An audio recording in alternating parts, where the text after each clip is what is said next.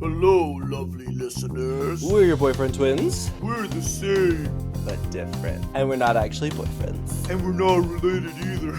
Yeah, we're just two grown men in their 30s who connected the You wonderful can world shut of the TikTok. fuck up. No, Yeah. I'm 28 years old. Do not drag me into your pool. First of all, aging is a privilege. Wow. 30 is not You're old. gonna lie But about your don't drag age? me into your demographic. You're gonna lie about your age right Oh, now? yeah? That's so tacky. Google me right now. Google because guess you? what? I'm on Oh my famousbirthdays.com. gosh, we've been trying I'm to on keep this podcast a little famousbirthdays.com. more PG-13, and you want people to Google you? That's disgusting. Okay, look who's talking, Sean Cody. Fucking Mia Khalifa over here being like, we need to keep it PG. I know. No, I have to screenshot. I was telling Kevin, I have to screenshot his pictures and stuff for like our posts, and I'm like, I have his dick outline memorized. It's just ingrained in my brain now. It is what it is. You're welcome. You're welcome. I think you. the I one thing appreciate I'm it. missing from that is a thank you. Thank you, Kevin. There you go. Kevin, there's It is a before privilege we to get into our screenshot my usual- Instagram photos. Thank you so much. At the beginning, I told you I felt perverted for doing it, but it feels very familial. I'm watching this new Netflix show. It's an Indian show. It's incredible, gorgeous, by this director named Sanjay Leela Bhansali. He is this he's made really like award-winning movies. People criticize his movies for very valid reasons. The plot can be not so great, especially in his later movies, and sometimes historical things aren't depicted the most accurately. But that man knows how to direct an aesthetically pleasing show. Anyways, the show is called Hira Mandi. It is about this group of women. They're like courtesans, but they're not prostitutes. Like, it's not just about sex. A lot of them just do things like dance and entertain, and like people would send their men to like elite men to this house of courtesans, and they would like go there to get refined, whether it was to like learn things that were, I don't know, sexually related, or even just like, you know, be culturally enriched. Like, it was about how these women had a strong hold on all of the elite men, even though they were tech, quote unquote, of a lower caste or lower class rather. All that's to say is it makes me feel like one of your like Indian courtesan sisters from the 1920s. You know? You know what? It's a stretch, but I'm just glad you're thinking of me. Guys, we just want to say something that we usually say for the end. I know that our loyal listeners are listening / watching right now. Hell yeah. Because you're here right now. You know, if you like, I know we joke and stuff, but like, you literally don't know how much of a difference it'll make to us if you actually hit subscribe on YouTube or hit follow on Spotify. And if you rate it, it would be even better. And that's all. Yeah, people like the podcast, and that's crazy to me. But cheers. It's not crazy to me. I mean, I think we talk about some really important stuff. We also talk about silly things. We have really good chemistry.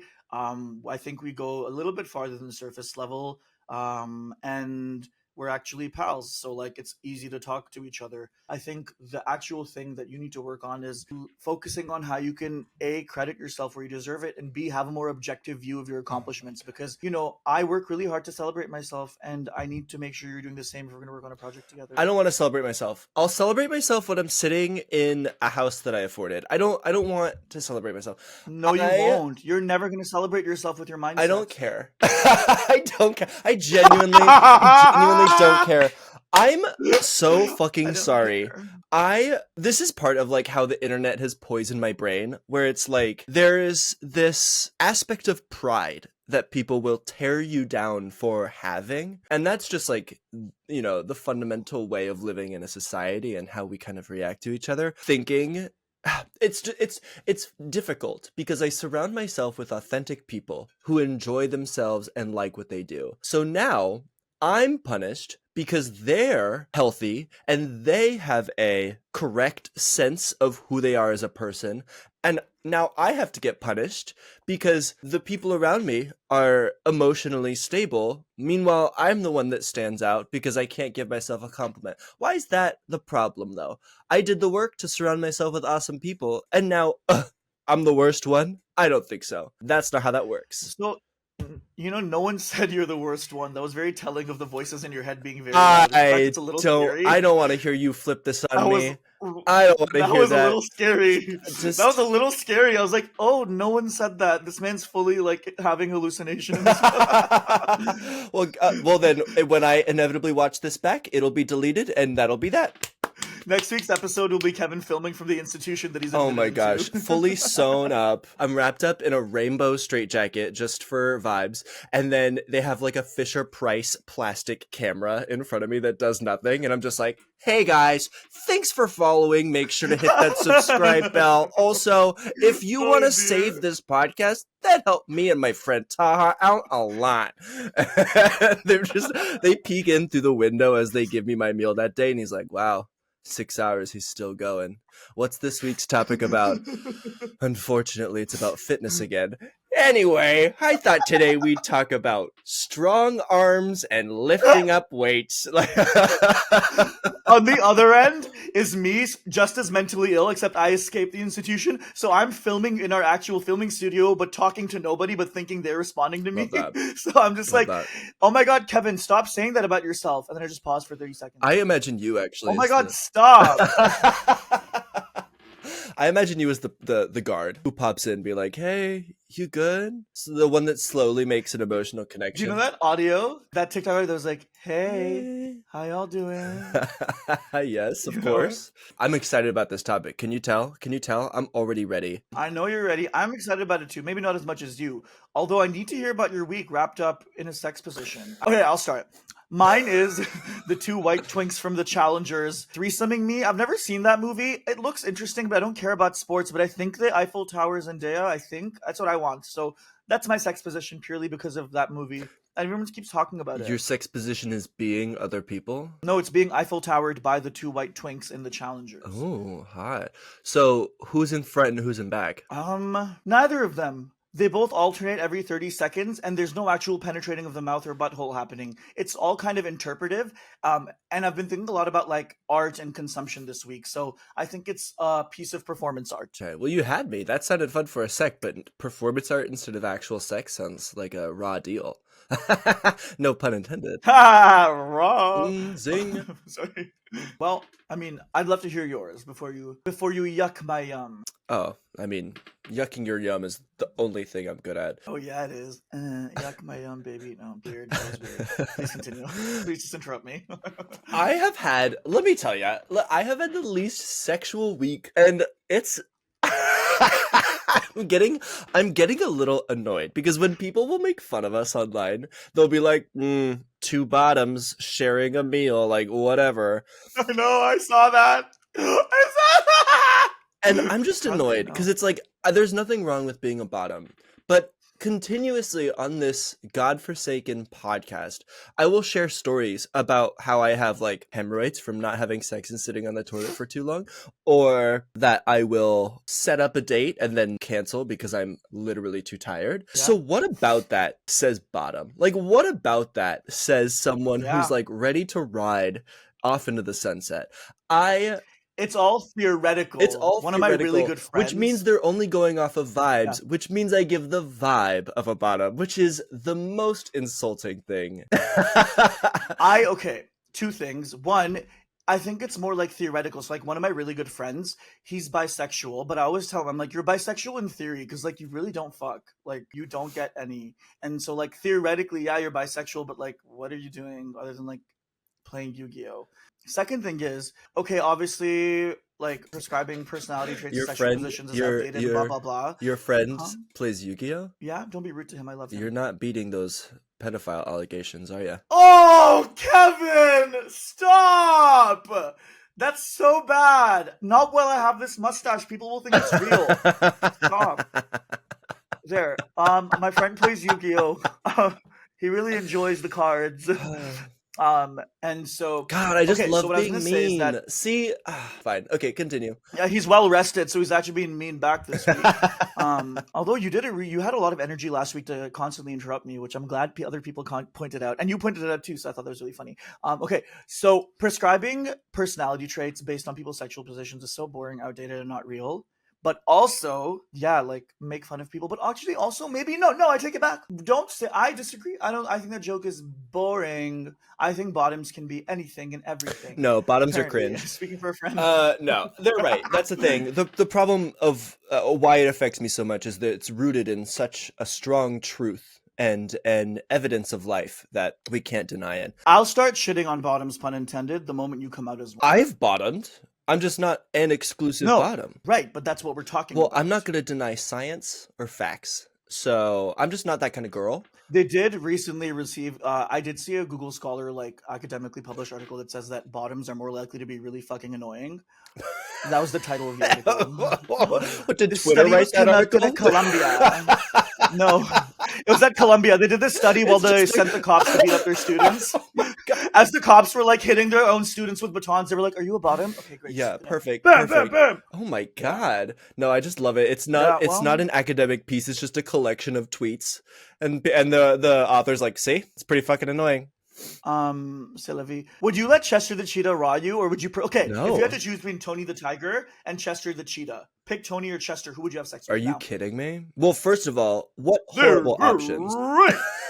both of No, they're them not. both of them sound incredibly selfish in bed. Let's get that straight. But also Tony the What are you Tiger, talking about? 100%. Tony is giving. He's a really lovely, soft top He's himbo. literally not. He's literally not. He makes it all about himself because he's got that body. He's been told by No, every but he's person in very existence that loving. he's daddy. Therefore, he's the kind of person that texts you first and is like, he's like, oh, I want to open up that hole so bad. Blah. No, Yeah. Tony wouldn't. Tony is a lot softer and nicer. I disagree. So you would rather so- Tony the Tiger than Chester? Yes, but I'd also like to pose the question to our listeners because I thoroughly disagree with you. I think Tony the Tiger is very like kind and like soft, but like he can be like dominating in bed, but not in like a really like aggressive way. And I don't think he's narcissistic. I think he's very soft and giving, like a good husband. We've stumbled upon something actually quite fascinating. Have you heard of Tony the Tiger Gate?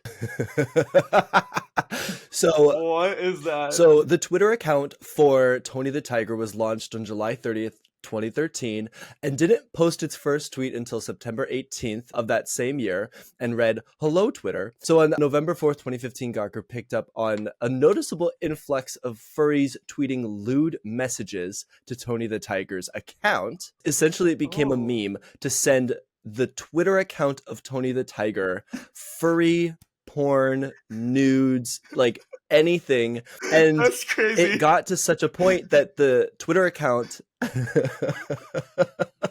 so obviously as like a corporate Twitter account, they had no idea what to do. So Chester the cheetah started getting involved, and the official mascot for Cheetos brand snacks asked Tony the Tiger to be their daddy. Surprising to many, the Twitter account replied positively after many furries started following the counts and sending more tweets to it. So under Chester the cheetah's tweet, they're like, "Me first, Tony, I love you. I want your tiger piss all over me." It goes so fucking deep. So Kellogg's is like, has no idea how to handle this. And it's so fucking funny because it was one of the first instances of like, you know how when accounts try to be like cool and hip and young and like Taco Bell tweets about like depression. McDonald's accounts does that a lot. Exactly. Yeah. This was the first like time on the internet where it really completely backfired on a business, but it's just so fucking funny to watch. I love it. It's a fantastic little piece of internet history, and I love it. That's incredible. And just the idea of some like marketing team being like, what do we do? Because like, you know, it's Twitter is like the most mentally unwell place in the internet. Like that is a cesspool of mental illness. Absolutely. It's why Kevin's so successful there. Thank you. And he is. I'm not even making that up. I agree. No, and I love it there. Actually, I was going through. You guys need to check out Kevin's Twitter because it's so fucking funny, and I genuinely, it's made me actively go on Twitter more because you're funny and you have good commentary. It's nice. Well, thank you. So, what's your sex position? It's not. It's me standing, pouting because everyone thinks I'm a bottom, and I say, "Nuh-uh, only sometimes." That's my sexual position. I'll have a much more interesting sexual position next week through the Hemis, through the lack of sexual experiences I've had in the last like 3 weeks.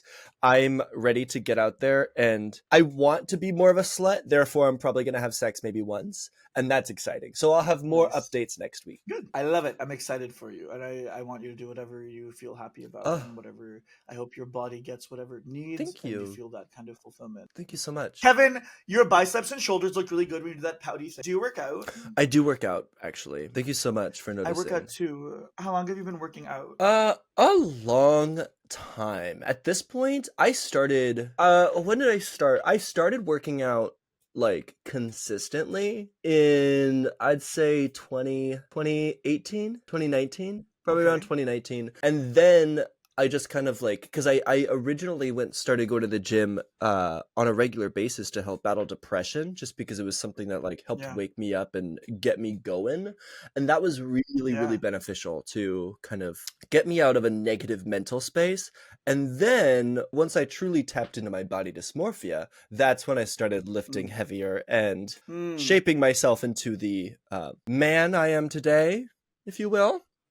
Okay, that's very What about cool. you, I Taha? mean, Wow, well, calling my I body will get into dysmorphia my cool? thing. Wow. Well, I Wow. think it's cool that it's helped you. And I mean, look, people with depression are known for like, No, but how often do you work out? And I why? work out 4 to 5 times a week. I love the gym. Um, okay, so when did it start? I really started working out in like 2021 is when I started taking it really seriously. It helped me a lot with my mental health. The body dysmorphia thing you mentioned is very relatable. I grew up being very, very overweight. I was almost obese when I was 13. And when I was 15, I really wanted to lose weight. And so I would like not eat and skip many meals. And I lost a bunch of Mm, weight. And suddenly everyone started being so nice to me. I became more conventionally attractive. And people were like, oh my God, like, I had no idea that you were like, you look so good. Oh my God, you used to be so fucking fat and ugly. And I'd be like, oh my God, haha, yeah, I was. Ew, yucky. And so, yeah, the whole like body image thing has and is a big part of like my brain. But exercise has helped me so much with two things. A is feeling nice about my body just because like I feel sexier.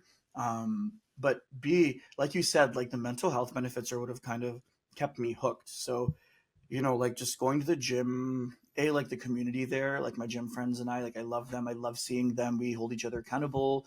We encourage each other. And also just like being able to like get moving and feel yourself be active. And then over time, seeing like yourself physically change as a result of like your dedication to something is really nice as well. But honestly, like the endorphins are crazy. Like I've literally been like, I'm on the brink of an anxiety attack and I went to the gym and just lifted pumped weights and I felt so much better. Like I literally do this thing when I'm pumping weights. It's like I'll think of things that have made me anxious this week and I channel that energy and I like get in I hit PRs with that shit. Like it's crazy. So it feels really nice and yeah, I feel a lot happier about my body and how I feel about it. So maybe similar to you. Like, Something I do think is interesting though, and it's what we both did because it's so normalized, is how we kind of like joke about body dysmorphia. And it is interesting because in all the books I've read about body dysmorphia, it's an incredibly harmful, but like, how do I phrase this? It is a like diagnosis. It is an issue. Like it is a crippling way to look at yourself. I think that joking about it has kind of made it so normalized in a way that I don't think people realize its harm. I don't think people realize how hmm. do a project at work or to like finish a PowerPoint at work or a meeting and then someone goes to compliment you and you say, "No, no, it was actually a lot worse than that. It was a You bad did that thing." with our podcast at the beginning of the Uh-huh. episode. And that's played for laughs Yeah. and everyone loves it. Anyway, it's weird. It's weird behavior and it doesn't line up with reality, right? And so if you're going to do that to your body, it's Hmm. also something that should probably be looked at. The moral of today's entire episode Hmm. is going to be go to therapy. You actually don't need a trainer, you need a therapist. Two things though. Two things. One thing is I think the whole joking about it started off as one of those things where it's like, oh, I'll take the power away from it by joking about it. But then I think it's done the thing that happens on over the internet over time where it's like it becomes a running joke, it becomes normalized, and not doing anything about it becomes normalized and funny. And then it's like, oh yeah, can't do anything about it. We'll just joke about it. Like kind of negative trend. I get what you're saying, Yeah. but just to point out that that's probably where that started It's from. all fun and And then games the until other thing is something like ruins you, you know? yeah, yeah, 100%. Exactly. And it's like, it's one of those things where, like, I remember, I'd see tweets being like, haha, like, oh my God, like, those Instagrammers that are like, oh my god, like you can cure your anxiety and depression by like working out, and like I would make fun of them and or like mindfulness, blah blah blah, fuck you, he, funny, 8,000. Then I'm like, oh, as I'm older and I'm actually engaging in those practices rather, I'm like, oh, that actually works. Like there's kind of a normalization of making fun of those practices that help you, and people actually believe that they won't help you, but they actually really like. I get what you're saying, where it's like, yes, you can make fun of things, but I see what you mean. You made me realize going too far the other way. And it's interesting you say that you don't need a personal trainer, you need a therapist, because you are a personal trainer. Girl, I want to hear your perspective. Like, tell me more about that. Ooh, the amount of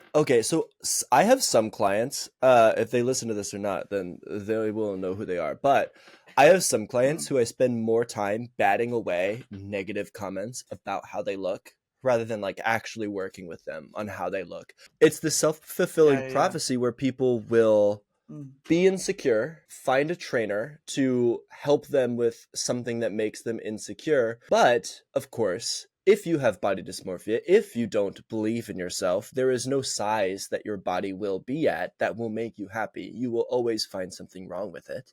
So you work with a trainer to fix what makes you unhappy, despite the thing that makes you unhappy is something that will never change. And that trainer could also put you down a path that makes you more insecure, depending on how insecure that trainer is. I think there's this subset of people who are just like everyone else in that they want to be like He-Man, and they don't dissect that idea at all. So instead of getting a fucking therapist is to ask, why do I want to look like He-Man? They will use their perfect genetics to achieve the aesthetic of He-Man, and then leverage the fact that they did it against everyone else, despite it being possible or not. These trainers whose sole job is to look good, they get paid through Instagram advertisements, or they get paid through training others and then advertise with their body. Like, there are trainers out there who do not have relatable lives, who do not live like regular people do, yet they are telling people to act like them to get their aesthetic. And it's like, step the fuck back for 5 seconds. This isn't how the world works. You're the weird one. You're the one that stands out as abnormal, and you should be treating everyone like you are. But it's not that. We've transitioned topics, but I want to go back to the original one. We've transitioned from body dysmorphia to people not understanding the genetic component of body weight. I want to go back to the body dysmorphia. You said something really impactful. I'm going to pull up a picture from my phone where it's like, because of the way body dysmorphia is, for a lot of people, there's no weight you're going to be where you look in the mirror and feel good. I'm going to show you guys, for those of you watching the video cast, picture of me like when I was like a skinny twink, and when I looked in the mirror at this body weight, like I would look in the mirror and be like, oh, like you're chubby, like you're kind of fat. And it's so scary looking back, because I'm like, I was skinny, like my face looked hollow. It's so weird. This is like the skinniest I ever was. Like I was like a skinny little twink back in 2016. And I would look in the mirror and be like, wow, like you're actually like, your body is like really big. Wait, and it's so weird, because I'm like, it's so bizarre to be like, not what I looked like in my head. Yeah. So then that means that right now what I look like in the mirror when I'm being rude to myself is also not what I look like. Like, that's crazy. Yeah. I mean, it's the same with the beauty industry. It feeds and profits from people believing that they aren't what they are and they aren't good enough. I have a deep mistrust for any industry that has built themselves off of the insecurity of the people that give it money. Because that's the thing. I'm speaking broadly about, you know, trainers and their insecurity, because I see that in myself a little bit, and it is there is no shortage of muscular men and women who just need validation, who just want attention, and that's why they got into this life. But there are a lot of really good sources out there. There are incredible nutritionists, there are incredible trainers that share information that you can use. However, I think it's important to understand the similarities of like fitness and just, you know, ads. It's important to understand when you're being shown a commercial for someone's body versus a tip or trick on how to possibly enjoy fitness a little more. So I'm gonna read an excerpt from a book I have. Yay! I like your book things now. I've decided to become more literate. Join the book club, bitch. Okay, let's calm down. That's what I thought. I'm going to read a quote from Amusing Ourselves to Death by Neil Postman. It is mostly about how like television is a poor form of communication, but it talks about commercials in here and I really like it. Okay, ready? A commercial puts forward the psychological theory of unique axioms. A commercial asks us to believe that all problems are solvable, that they are solvable fast, and they are solvable fast through the inventions of technology. This, of course, is a preposterous theory about the roots of discontent and would appear to anyone hearing or reading it. So essentially, a commercial has to make you believe that one product will make your life happy and fulfilled and good, but that's not how life works. The fitness industry works in the same exact way, where it's like, if you do this, you'll get abs. If you follow this regimen, you'll look like me. If you have this, you'll have a nice plump ass, and every top will want to ram their large cock right inside of it and then cream pie you out until oblivion. Am I wrong? No, you're not wrong. Thank you. No, you're not That's wrong. what I I thought. agree. Yeah, there's, okay, so I really like that quote. I want to share a tip. I have not weighed myself in years. I literally don't know what I weigh, and I don't want to find out, and I've been so at peace for the last few years. It's been great. That's I great. don't know how much I weigh.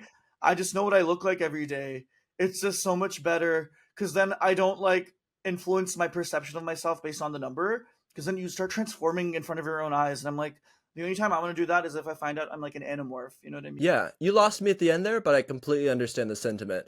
Absolutely. I mean, the key is to use other people's tools to your benefit without following a strict path that's going to make you assume you're doing anything wrong. Because again, that's fantastic advice. I know people. Well, there are clients of mine who have told to weigh themselves because I know they're improving. I know they're gaining muscle. Meanwhile, they come to me and they're like, I don't think anything's happening. I'm like, well, step on the scale, diva. Prove it. Prove it. Prove that nothing's happening then. And so I guess the inverse is also true then in a way. yeah. I get And that's that. why I'm like, there is no guideline to follow. There is no like just eat yogurt and be yourself. Like there is no way to do it. And so I get really frustrated when someone's like, this is the way to do it. Buy my program and then you can have your dream body. It's like, actually, that's Do you remember those yogurt commercials where women would be in like yoga pants and sweaters in their fridges and they'd be like but like there'd be music over it so you don't hear them actually laughing and they'd be like yeah. There's I don't know if this is a Canadian, like, I don't know if being in Canada would make you understand this. There was a commercial that stuck in my brain for forever. There was a Yoplait yogurt commercial and it was of someone in a itty bitty teeny weeny yellow polka dot bikini, and that song plays in the background, and this whore, this fucking slut, has a itty bitty teeny weeny yellow polka dot bikini hung up on her wall like a fucking picture frame, and she's walking by it every day eating her little Yoplait yogurt, and by the end of the commercial she's skinny enough to fit into the and such a fucking issue. It's such an issue. And it's like, that's the shit that was sold to us. That's why every mom now is a fucking annoying almond mom making water on TikTok. It's so, like, the path of how we got here is so obvious. And it's so... There is also a layer, though. I agree with your critique completely. I think when we critique it, I think there's an added piece of, like, the way women's body images are like targeted too, which is so like I'm like that's another whole layer, right? Where it's like the ways that like body dysmorphia and eating disorders manifest in men and women is so different. Like and then sexuality is also a piece of that too. Like so I told you guys I used to work in research. So like I wrote a little research paper for a summer course I took at university about eating disorders in gay men versus like straight men, and it was talking about how like queer men have a higher eating disorder rate because they want to be this like specific body type versus straight men. And it was talking about how straight women and gay men both have this quote unquote issue because they're subject to the male gaze. And I'm like, so anyone subjected to the male gaze is more likely to struggle from eating disorders. And then we have the other piece of that, which is like the straight men that are like, I don't have an eating disorder. I'm just cutting right now and intermittently fasting so I can have 8 abs. And I'm like, you're starving yourself to look a certain way. Are you ready for this, bitch? Did you know that bodybuilding is considered one of the most deadliest sports because so many people die from enlarged hearts? But why do their hearts get big? Well, because they're on so much gear and steroids that their body grows, and sometimes when a heart grows too large, the Grinch survived, but generally when your heart grows 3 sizes that too large that day, you will not live after. So people are getting so caught up in their undiagnosed mental condition that they think is intermittent fasting and bodybuilding to the point where their body's like, I literally can't do this. You're insane, and they die.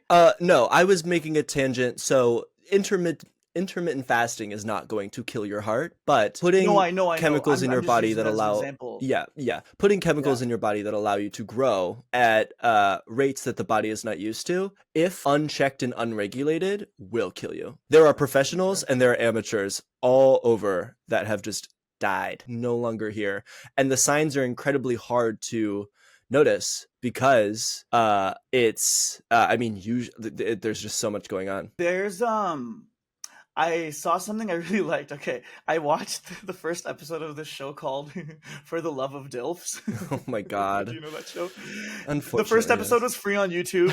The first episode was free on YouTube, and it was really entertaining. But what I really liked was they actually had guys with like different body types, and I like watched it, and I was like, I feel normal. Like I feel normal. This is nice. Like That's it was great. pretty cool because I feel like you always see gay men like being like super chisel muscle, or like being like a little twink, like Timothy Chalamet, even though he's straight, and Call Me by Your I'm a Pedophile, and That's how that was the original yeah, title it's for the movie. That was a deep cut. Good reference. Call Me by Your I'm a Pedophile. Yeah, no, that Yes. is the movie. Yeah. Huh. Before any of you weird, creepy motherfuckers were like, "Oh, it's illegal in Italy where it happens in the movie," I would just like to remind you that legality is not equivalent to morality. All You right, fucking calm down. creepy Calm motherfucker. down. You're arguing with What? nobody again. I know. I got angry. I got angry at somebody. Somebody said it once to me in 2018, and I was arguing with them in my memory right now. Okay. I'm happy you saw that. I'm glad you saw that. I mean, I do I that hate all that the you. time where it's like, I don't think Mm-mm. anyone disagrees with you, Kev. You're awfully worked up Yeah, for no no one said reason. that. I know. I know. It's like no one said that. I'm like, actually, one guy said it to me 6 years ago, and I'm fighting I've with been him. holding on to it ever Oh, since. I love that you know me well enough to have like seen all of that. Great. Anyways, so yeah, it's nice to see like the more like the normalization of like Can more I call normal you out for a bodies. sec Obviously, though? you'll see. When I can tell you're like actually mad when you start getting up and do your voice like this. Like when you start imitating other people like this. Like you're actually mad, and it happens every time. I didn't Like know when that's the argument against you, you're mad. I do that. Yeah. You Oh. just did with the call me by your name. Look who's on the other end of criticism, bitch. Look who gets to be called I'm out gonna do this what time, Kevin does when bitch. he's mad. I'm gonna do what Kevin does when he's mad and withdraw. Absolute. Yeah. Yeah. Just walk. He just leaves. The door opens and closes. So he locks up for the day.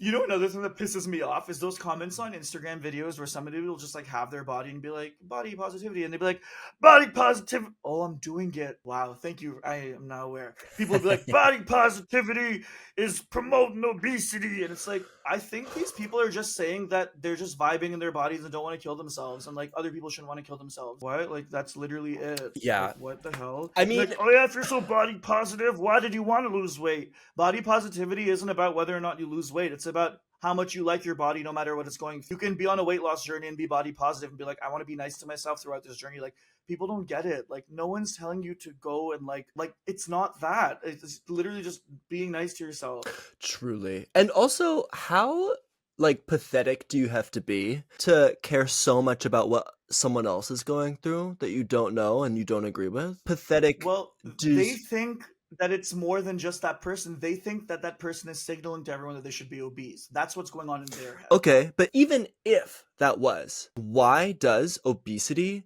matter so much to you? Like, why does the idea of a fat person being fat scare you so much? Like, why does the idea that anyone being different than how you look scare you so much to the point where if there's more of them, the world gets worse? Like, what about that idea is so scary? And it's really just like it's so basic in the way that it's like you're scared of being fat. Please unpack that. Spend the money you would on a trainer, on a therapist. please. Yeah, going back to what you said earlier, exactly. And so many, that's so true. It's like so many people are like, oh, I just care about No, health. you It's like, don't. I don't know if I believe that all I of these commenters are You want to passionate talk health about advocates because they're not commenting that on skinny people's we were videos. just talking about how people are dying on gear. You want to talk about fucking health? I don't have fucking time for men who are shoving chemicals into their body, ruining their livers to give me a fucking lecture about what health is. I don't have fucking time Yeah. about people Yeah. destroying their personal relationships because they spend all day in the gym because that's what they think health is. I don't have fucking time. I don't have time for men to get on Instagram Live and be like, oh yeah, well, I spend 3 hours at the gym and this is all I do. I don't really have any other hobbies or do anything, and get lectured about fucking health. You don't know what health is. You don't know what fitness is. You're a glorified almond mom who just wants to like put healthy things in your body with non-GMOs. You don't know what it means. You're a dumb little bitch. And you're lecturing other people because you don't want to feel like a dumb little bitch. No time, no patience. The health thing is what really sets me off. When people just say health, as an American, you don't know what health is. You don't know. If you were born in America, baseline, you don't know what health is. Sorry. That was amazing. No, it was. Don't apologize. That was amazing. No, Kevin, you brought a lot of really cool perspectives that I didn't think about. Like, I really appreciated that. You spoke from expertise that I don't have, and I love learning from you in that moment. That was such a holy shit. Yeah. Well, thank you. I mean, there's such a narrow view of health, and it's often like fruits and vegetables. And that's the tip of the iceberg. It goes so much deeper than that. Yeah. Because it's like, what makes you happy? What makes you happy? Yeah. And yeah, people have destroyed themselves trying to be healthy. Did you know? Yeah. In CrossFit's frustrating because I go back and forth depending on my mood. I have a lot of friends that do CrossFit, and it's known to be this like culty libertarian space where everyone's kind of the worst. And I want to jump onto that train and just ride it so hard because it's such a fun thing to rage against. But there's a lot more nuance to it. However, there's an unofficial mascot called Uncle Rabdo, and it is a clown in like a hospital gown and like an IV bag strapped to them because they are in the hospital because they worked out too hard. When that's your unofficial mascot at the institution you go to where you make all your friends, I just think there's something to dissect there. I just think there's a little more like of a topic that we should be looking into. No, for sure. That's first of all very scary. It's interesting the way that I try to also like talk a certain way at the gym. Like my gym friends, who I love, they're so great. They're like, "Oh, I need to cut," and every time I'm like, "You don't need to. You also just look really like objectively, you look really hot right now." So like, I always like it's interesting seeing the way that like my gym friends will talk about themselves. They're like, "Oh no, like I need to cut. I look gross." I'm like, "You look so hot. Like, what are you talking about?" You know what I mean? Like, and I'll tell them, I'm like, I want you to reach whatever body goals you have as long as you're being nice to yourself and feel good, you know? And it's so interesting to see how these like toxic mindsets perpetuate in the gym. And what a good point you made earlier, being like the people telling you what, you know, oh, I'm gonna shame you for being happy with your body if you're not like because you're fat. I'm gonna shame you because that's not healthy and you're promoting this. It's like you're so right. They don't know anything about health. Mm-hmm. They're not commenting this on they're either not commenting this on the bodybuilders taking roids or they are the bodybuilders taking steroids. That's insane. They're also not commenting this on like skinny people's videos where they may be struggling with something. Yeah, you know what I mean? bulimia healthy? Is that what health is? No, exactly. Right? And it's like it doesn't help anyone. The people with bulimia don't think it's healthy either. So like, why are you commenting shit? You know? On the topic of beauty, this is completely random, but I had to tell you this because it's really funny. Do I look good? On the topic of beauty. Thank you. I agree. Moving on. It's okay. I had mine when I was arguing with the man. Arguing with nobody. So, well, we take our turns arguing with zero people. I agree. It's why I said at the beginning that we should both be institutionalized. Like it's not a one or the other thing. Yeah. Like, anyways, what I was going to say on the topic of beauty, I went to my first ever fashion show yesterday. I went with my friend's +1. My friend is like a very fashion model and baby brother, but he took me as a +1 into this like foreign world I've never been into. We went shopping. He dressed me up. I looked like So this guy comes up to me while I'm with my friend. He's like, "Hi, could I interview you?" Because they were just. And I was like, "Oh, absolutely." And I'm thinking he's gonna be like, "Oh, like, are you having a good time? Are you having fun?" We go outside. He starts the interview. So he's like, "So what got you into fashion?" In my head, I'm like, "And so I've never done this in my whole life. I promise I never have. I just decided to compulsively lie throughout the entire. I said I spent 4 to 5 years studying fashion. I'm really into it. It's been something I really love. I attend Toronto Fashion Week's events every year. I made it up. I was pathologically lying. I panicked. I started lying. He's like, oh, like, what's your favorite color to style with? I was like, oh, such a cliche answer, but black, you know, it's just such a staple. And he's like, what's your favorite accessory? And I was like, you know, belts. Like, I love that they can look special, but also change the shape of an outfit. I was just bullshitting. And then I lied. I was like, I have like 18 belts at home. I don't. I lied. I made it up. He's like, oh, that's a lot of belts. And I was like, yeah. Like, fully just started lying. He was like, oh, like, we can tag your social media. And I was like, oh, I don't have. And then he just left. No, commit. Why not? They're not gonna look it up. That's fine. I love that. I love that so much. I mean, fashion is literally about like saying something with confidence, though, right? Yeah, just like you say every week, Kevin says, tank top. I yell it out loud. Hell yeah. But to his credit, he alternates between black and gray. And anytime we FaceTime during the week and he's wearing not a tank top, which he's never wearing a tank top during our FaceTime. So I'm always like, oh, like, is he in costume? Like, what's he doing? I gotta stay home for the recording. I can't do that much laundry throughout the day. It's so funny because I'm like, oh yeah, like, I actually genuinely forget what you look like in like a shirt and stuff because you're like commit to this. Well, like try looking at my face more often then. How about that? No. Forget what I look like? That's Jesus painful Christ. enough. That's pain. If I want to remember what you look like, I look in the mirror. I don't need to look at you and your expressions. Someone commented something so accurately. They said that Kevin has eyes that look like they're always smiling, even if he's not, and that I always look like a deer in headlights. And it's so true. You have twinkly, sparkly eyes, by the way. I have to edit so. And I'm always. And someone from India DM'd me, and in Hindi, they were like, "It's scary watching your podcast clips because you talk with your eyes popping out of your face." And I looked at the clip, and I was like, you know, like, and I was like, oh, ew, I do. You know what though? Yeah. I'd like to do a red flag and green flag. Oh, are we all wrapping I'm up? So That's right.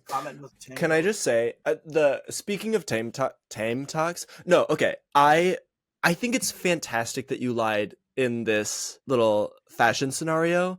It's interesting how that actually ties back to fitness because so much of fitness and aesthetic is based on vibes. It has this scientific flair, but since every body is different, anecdotal evidence can sometimes lead the way. And so when people are talking about what works for them, it could be real specific information or it could be the most broad thing ever. So yeah, it's important to kind of be skeptical of vibes versus the who's really sharing good information. This is the thing. I generally, if a personal trainer ever wants to share information with me, I generally kind of just like dismiss it, and then I go to a nutritionist and I see what they're saying. Yeah. Like if you're looking for advice, I'd say like anything related to diet, a nutritionist is where you go, not someone who has biceps. That's not the way. And then if you're looking for anyone who is like sharing information about how to work out or do things, I like to find videos that are specifically showing you how to do a move, not videos who are like, if you want an ass, this is what you do. Like, I don't want a path. Yeah. I don't want a guideline. Just show me moves that I could integrate into my workout to make it more interesting, to make it more, fun. But otherwise, it's rough out there. Be careful, kids.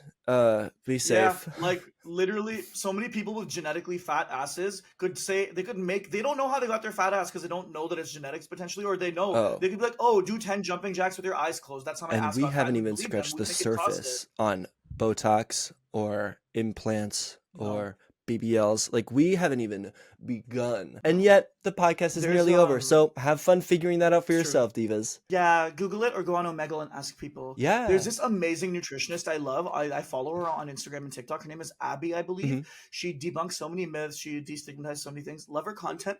But now I'm kind of scared of her because I don't know much about her beyond her nutritionist stuff. And then once she decided to share something personal where she was like, yeah, I've actually always had like an affinity for spirits and voices. And I was like, what the? This is why I don't get to know people. I love that. This is why I don't talk to my crushes. I love this that. This is why I don't engage with people beyond our work relationship, because everyone ends up being fucking weird. I love that. Her job is 100% focused on science. Meanwhile, all her hobbies are surrounded by ghosts and wizards. I love that. And now I can never look at her the same. She'll make the most amazing, informative video, and I'm like, this person ended filming and started talking to their walls. So She's the one. That is my She's red the one flag. that belongs in the straitjacket, not me. Not us. Okay, I want to move on to our red flags and our green flags. So my red flag for today is people that comment on other videos where they're just talking about body positivity or actually just existing, because that's a thing too. Just shaming their bodies. There could be large people working out and people would be like, ew, what are you wearing? You look so fat. He, she jiggles. It's like, well, you'd make fun of her if she posted a video not doing that and you'd be like, work out. And now she's working out and now you're complaining about how she looks doing it. Ooh, the double standard of fat people existing. Like when a fat person doesn't work out, they're like, you should work out. Or when they're at the gym, they're like, ew, gross. It's like, what do you want? Yeah. What do you want them to work out or not? Do you want them to be fit or not? Quickly. Yeah. Oh, I hate that. Yeah. You're absolutely right. No. My red flag is, I don't know. There's just so many to pick from. Yeah, you got real heat of this episode. This was your domain, so I can see you getting a lot. Like, I guess my red flag is like anecdotal evidence. When someone is like, this works for me, baby, I'm like, great, prove that it works for anyone that's not you, because that's how the world works, actually. Fuck yeah. So I guess that's it. Evidence. I love that you. Yes. I love that. Even back in my research days, we would talk about like the way people just go and like jump ship for anybody talking about something anecdotally. It's like that anecdotal evidence might be like compelling to you. It is one data point on this entire chart. Mm-hmm. Any one of these data points could be a case study in their own anecdote. What are you going to do? Follow exactly what they did? They're one person. We need to get way more data and figure out what we're going to do with it and how to interpret it before we start applying stuff. Like, it's insane. My green flag for this episode is, how passionate you got about the whole like steroid people body shaming others. Because like that was like kind of ate with that. Unintended. Yeah, it's tough because like part of me wants to, I don't know. That's the thing. It's like, do what you want with your body. But the second you either lie about using steroids or start shaming other people for looking a certain way, like that's when we kind of get off the rails. Like I want to be sympathetic for people who have chosen to do something to their body and that's their prerogative. But at the same time, it's like I can't not see the health issues and the the floppy wangs from it. So alarm bells. What? Your wang gets floppy? Yeah, pretty much. What do you mean? Like if you're on too much testosterone, your chemicals will become imbalanced, and a lot of friends that I have are like incapable of getting erections just like by themselves because they've been like ED. I thought you meant something happens. No, that, like, it's not. Gives them like a floppy. Yeah. Yeah. Okay, no, it's just like. So I'm just like, is it worth it? Is it worth it, Diva? And I go back and forth depending on my mood. I go back and forth. My green flag is my boob sweat that you can see underneath my boobies. Well, someone's gonna jerk off to that, Kevin. You know they are. You're so smart. Yeah, if you're watching the video cast right now, you can see that underneath my titties is a too much boob sweat. It's because my titties are too fat. It's because he was lactating after he saw me, because he sees me as his child and he gets very maternal. 100%. And he starts squirting out milk. 100%. And I get really excited and he starts cycling 100%. Me through the screen. 100%. Hey, save it for our sex position next week. All right. Sorry. Okay, I'm ready for Tango's comment. It was crazy. Alrighty, as everyone knows, Tango vets all of our comments. He reads all of them, and if there's ever one that makes him really upset, he will look at me with his glassy eyes and whine about it. So let's share. I'm so excited to meet him in real life, so I can be the one going, Tango, uppies! Oh, there's my boy. You didn't say uppies. Yeah, you were asking me to, so I didn't do it. Tango! He can't hear me. You have headphones. No, he can't. And okay. I kept it that way. All right, would you like to read the comment? Tango's going to see me and think that I'm you, and then you're going to lose him. Honestly, he will leave me for anyone that feeds him. So I wouldn't be surprised. So this was the comment that read you for filth. We were talking about zodiacs, right? Yes, we were talking about our signs. So I don't believe in astrology, but this shit was pretty spot on. So this person commented, we posted our sun, moon, and rising and asked what it means. Someone wrote, what it means is that you're both total bottoms. Haha, just kidding. Leo sun means that Taha is hot, but thinks he's not.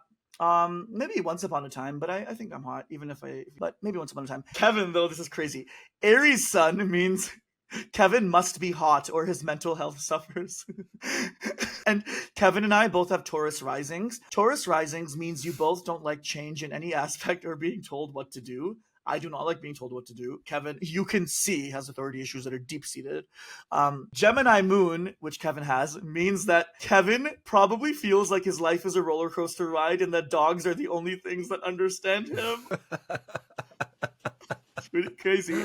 And then last one is really accurate. Taurus moon means that Taha is a pretty princess in a tower waiting for his prince and that he loves money. Why do you get to be called a princess, yet I'm the one, like, just with a pack of They wolves literally running went, throughout the Taha's forest? hot, and they went, Taha's hot and pretty, and Kevin, oh my god, Kevin can only talk to dogs and his life is a roller coaster and in shambles. Kevin's so insecure that unless he's perfect and gorgeous, he doesn't believe in himself. They did say we're both stubborn and have authority issues. Oh gosh, yeah, a mirror could decide that too. Jesus. Okay. Thank you guys for listening. This was such a fun episode. Kevin, thanks for letting your topic. Thank you so much for having me. Parasocially.